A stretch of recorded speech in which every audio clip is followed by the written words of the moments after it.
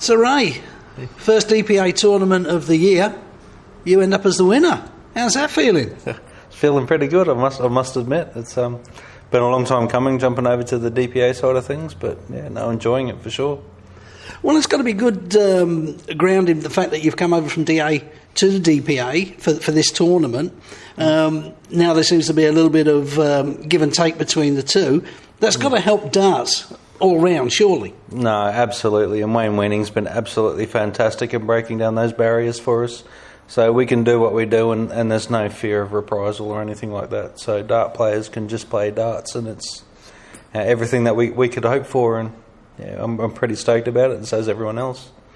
Because when it comes to tournaments like this, it's not always about the cash at the end of it. I mean, there's a fantastic carrot being dangled in front of all players in these tournaments, getting on stage with the so-called big boys.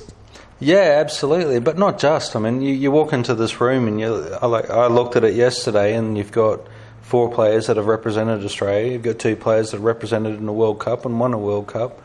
And I think I counted 12 players that have played on stage on TV. Like, that's experience. Well, when you turn up to events, you want to play the best players in the country that have got that experience under their belt. And to have that, I mean, it's worth its weight in gold. Not just playing these big boys at the end, but you've played guys and you're getting your game into that point where when you do get to play these guys, you're ready. You know you're ready. So. Well, that's the thing. I mean, the field, we've seen this first tournament for the year, we've seen that the fields have been bigger than ever before. So everybody knows that darts is on a high. There's a buzz around the darts at the moment. Mm-hmm. A lot of people are getting on board. They can see this pathway between perhaps being a pub thrower to, if they're good enough, going on, and there's a lot of money to be made. No, absolutely. And as I said, there's money to be made. There's opportunities to be had. And if you do well in your local regions and all that sort of stuff, there's opportunity at the end of it. It's not just, you're throwing really, really well, you make your zone side and then hopefully go off and play for your state and play for Australia. Now you're on TV, you can sell sponsorship, you can sell yourself as a marketable entity. And look, between DPA and DA coming together, that opportunity's there for everyone and anyone now. So opportunities, they're just endless at the moment. It's always important that governing bodies work in tandem as opposed to against each other, because that's always going to promote the game, which is what we love and it's what we all want to aim for. But at the end of the day, when it comes down to the fact that maybe you'll make the TV stage, maybe you won't, but you've got that title under your name, you've won that first tournament of the year. Mm-hmm. How much does that mean to you personally?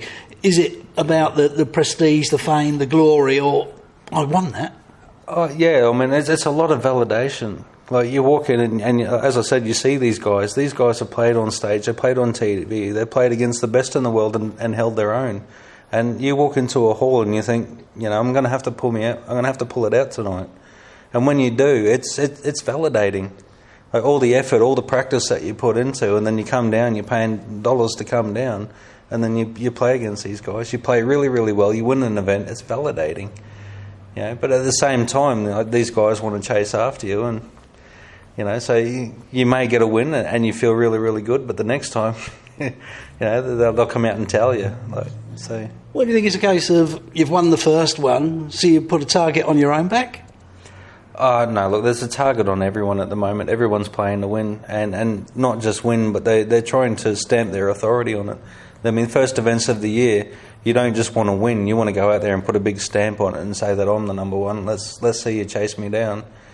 So, I mean, you win one event, then you want to win 2, then you want to win 3, but you want to do it with authority.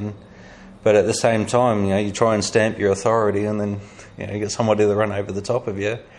It happens, but you take a scrappy win.